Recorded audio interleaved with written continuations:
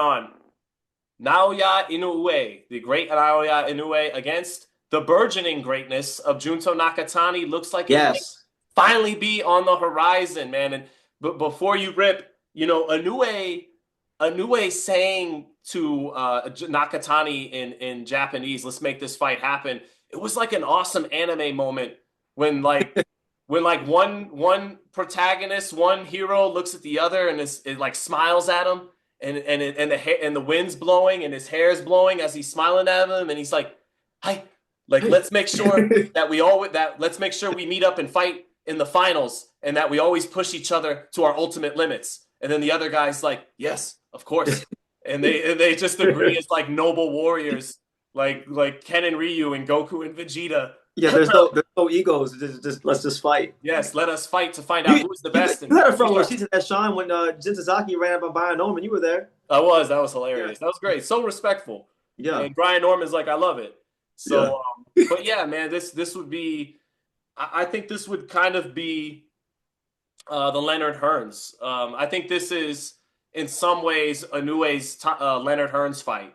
He is the shorter, explosive athlete, boxer puncher against the tall, long, rangy knockout artist in Mhm. Junto Nakatani. So yeah, go ahead and let it rip. Um, I remember I was live last night, and a lot of people were comparing this to Leonard Hearns, and I can definitely see the stylistic comparisons. I don't think it'll play out like that. I think Naoya Inoue is a very calculated boxer, and I don't think he would trade with Junto Nakatani early in the fight. I don't see it. Junto, if you look at his last, is over his last five fights.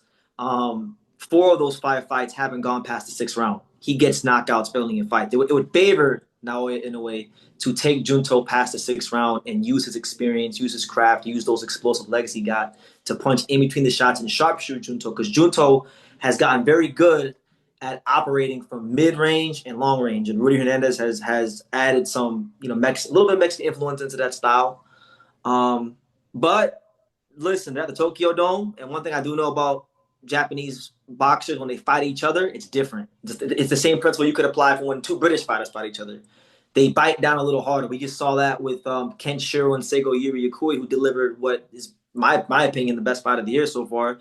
They go to a deeper level of grit when they fight each other. So we might get those explosive moments early in the fight, but logically thinking, I don't think Inoue will do that, because if you just look at his last couple of fights since the Neri knockdown, he's been still blasting these guys out of there, but there has been a little bit of hesitancy there at times, and I don't think with the ammunition and firepower of Junto Nakatani that he will do that early in the fight. But I think it's interesting because Junto, I think he before he even fights Inoue, he needs to get some rounds. He needs to get rounds. And Should it's he move hard up to because he's such 22? huh. Okay, you're the taller guy, but you're like should Nakatani also considering letting go of the belt at 18 and adjusting his body to 22 in preparation for Inoue? I think Maybe try to get his hands on an interim title. yeah, and that could work too. I mean, I think he should definitely try to be in at least one unification fight before he goes up, because those all the champions at bantamweight, they're good enough to give him rounds. I think like they won't beat him, but they'll give him rounds. Like one fight, like if I put my manager's hat on for a second, the fight I think he should make would be him versus the WBA champion Seiya Tsutsumi, who doesn't have great defense, but he's very durable and he's a pressure fighter. Obviously, it's not the same style as Inoue, but he needs rounds. I think he needs rounds. He needs to feel again, because he hasn't felt it for a while, what it's like to go past the sixth round, be in the eighth, ninth, 10th round, and that would serve him well going into the fight, because if he fights Naoya Inoue and he's just blasting guys out within 6 rounds, he might fall in love with his power. And then you're gonna fight someone who's very sophisticated, who's seen a lot of styles, who can take you past the sixth round, and then you're gonna be in trouble. So Well, he did detonate Maloney well after the sixth round, to his credit. yeah, it's true. It's true. I'm just saying it's been a while, so Oh with yeah, fighters, yeah. they can And fall. Naoya Inoue is not Maloney, so Yeah, yeah, yeah. so I think I favor Inoue to win this fight, but it's very dangerous.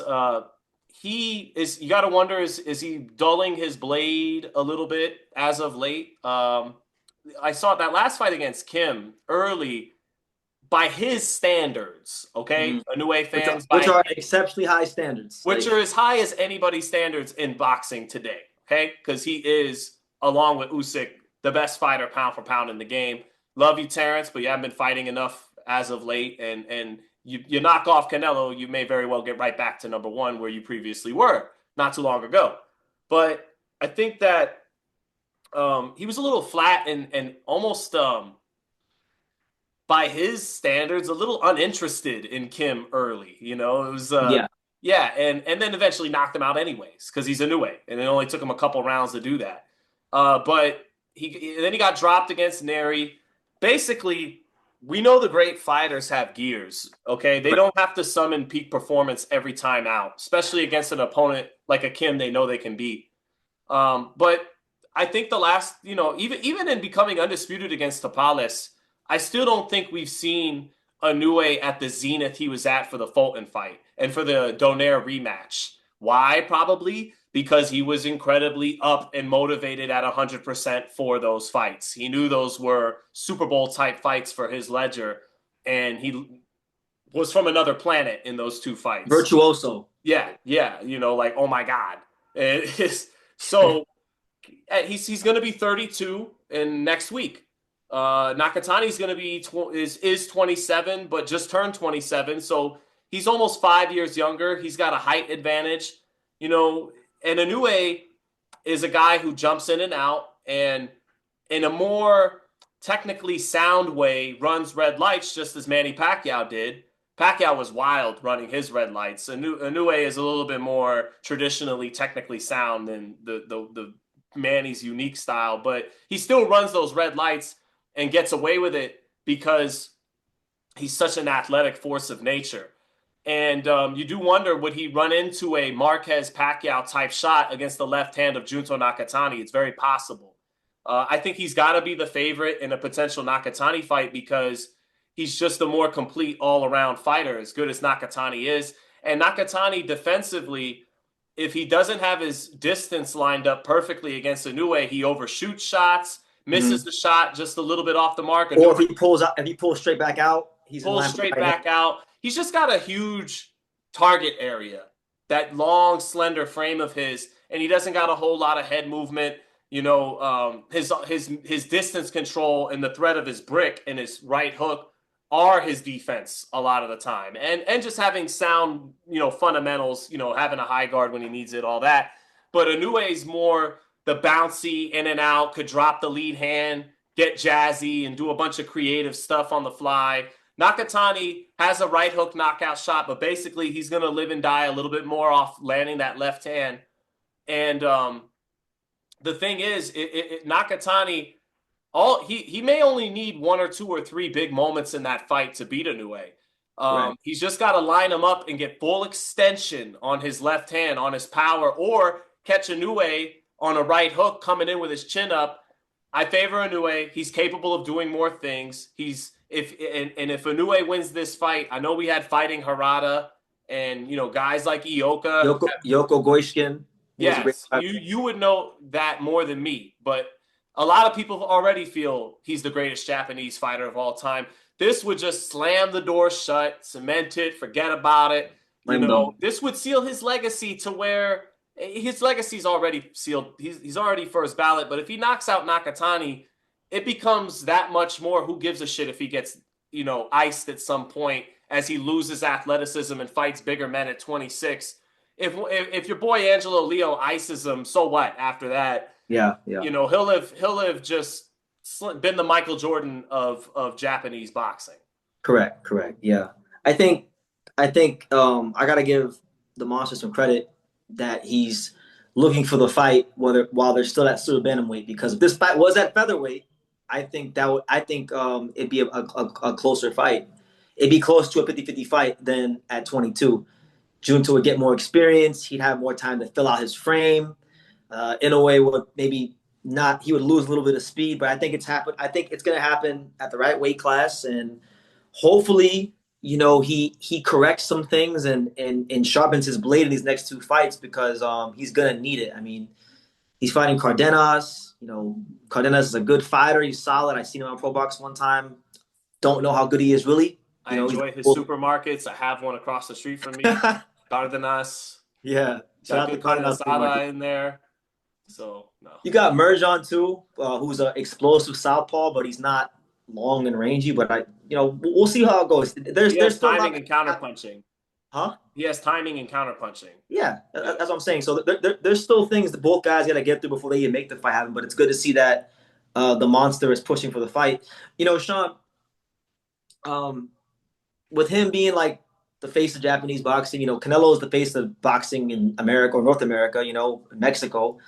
And it's just crazy to see like they're both cash cow faces of boxing caliber fighters, and the attitudes are like a lot different. And I'm not trying to put down Canelo. It's just like I was thinking about this last night. Um, is like Canelo with Benavidez, that fight won't happen because he feels he's above it. Inoue could do the same thing and he's not doing it. So I give credit to him because it's just nice to see this. Absolutely. We likened his matchup with Nakatani to Terrence Crawford's potential matchup with Boots Ennis and Canelo's potential matchup with David Benavidez. Correct. And by Inoue doing the right thing, giving his younger countrymen the shot and the fight that everybody wants to see, and by doing it, we would hope and think in Japan, he is giving back to what made him a superstar. He's giving back to Japanese boxing in the biggest way possible. I could just never fight Nakatani and move up to 26 and fight, and you guys couldn't really say anything, right? Because but instead I'm going to do the right thing. I'm going to acknowledge this young man. I'm going to give him his shot.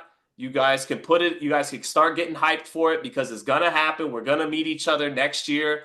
And by doing that, he's feeding the infrastructure he's feeding, Japanese boxing. Conversely, Canelo and Crawford are North American fighters. And by Canelo and Crawford selling out to Saudi to fight each other rather than in Crawford's case, his young countryman, Jaron Boots Ennis, and in Canelo's case, not his countryman, but his fellow, young Mexican fighter, Mexican, Ecuadorian, American, but Mexican fighter. They are robbing the American ecosystem and infrastructure of boxing of what it really needs, which is opportunities for the next guy up to grab the damn flag and carry it forward. So Canelo and Crawford, two of the all-time greats I've had the pleasure to ever cover. In selling out to Saudi, that's what they did. And by Inoue hopefully not doing that, he'll be making Japanese boxing that much better. Where, Canelo and Crawford, two great fighters, they robbed American boxing of helping its next generation of potential stars. And they're going to do it at the Tokyo Dome, Sean. The Tokyo going to be crazy. The question is, after my Inoue controversies from 2 years ago, will they let me cover it? And if I'm in Japan, will people want to kick my ass in the streets? It's all a misunderstanding. I don't listen. I mean, I can't speak for Japan has a big population, so I can't speak for everybody. But I know the handful of people who knew who you were because they know I'm friends with you. They were like, "Yeah, he's good. We like Sean." So I'd hope and cross my fingers that I don't think will happen. But I mentioned to you yesterday, Sean, when we were talking. I hope that if this fight happens, which it seems like it's going to, that we could be there in Japan together covering it. That's the dream. Dice K, hook us up. Our boy Dice K Segura, please, brother. Good, Dice K. Let me clear that up for just a second, man. Because every time we talk about Inoue, some of his small portion of his fan base comes Very in, small. and they hate me. They think I said Inoue is a steroid user.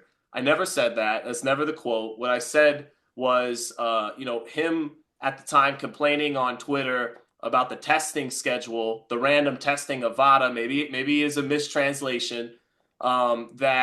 If someone asked me, was it suspicious that he moved the test? I said, yeah, it's suspicious. And I said, and he has his way in Japan. He's treated like royalty there. I put it, and so, yeah, anything's possible. But what everybody left out, this is why I'm addressing it, is what I said was nothing at the elite level of boxing or in sports would surprise me. And if you go back and watch that original video, not just the viral clip on Twitter, what I said was Evander Holyfield, under the name Evan Fields, got steroid shipments. Roy Jones, it was a well-known dirty secret. Everybody thought he was on something. Manny Pacquiao, same thing.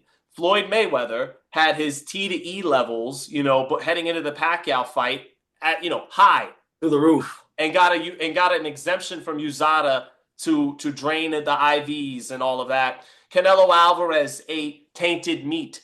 Nope.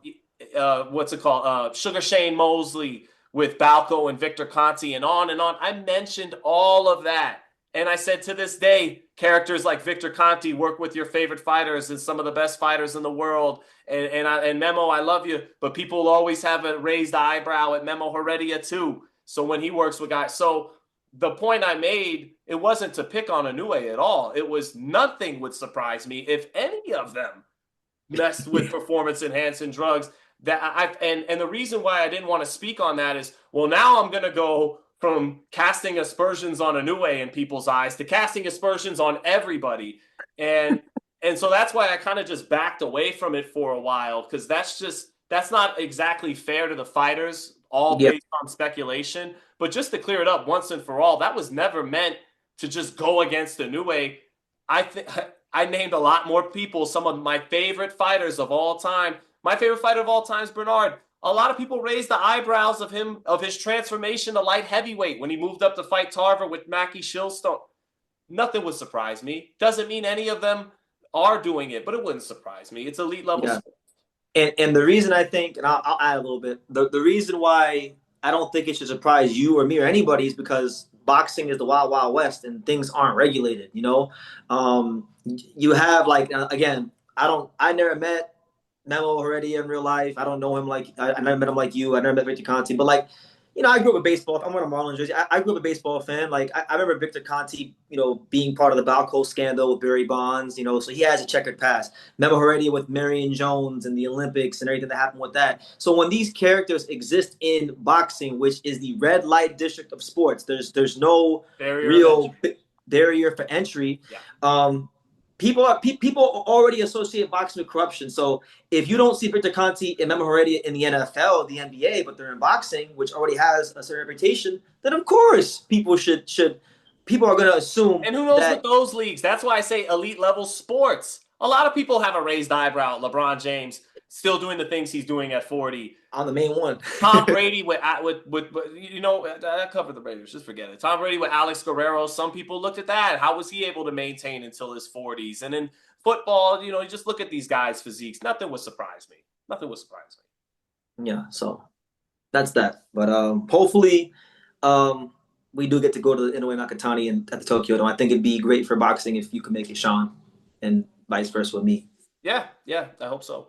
I'd love that. I would love that. I don't have my passport, but I want to get my passport. I would love to see Inoue and Nakatani and play my candy cabinet, some Third Strike, some Marvel 2 and Capcom vs SNK 2 against the Japanese players and get absolutely bodied by them because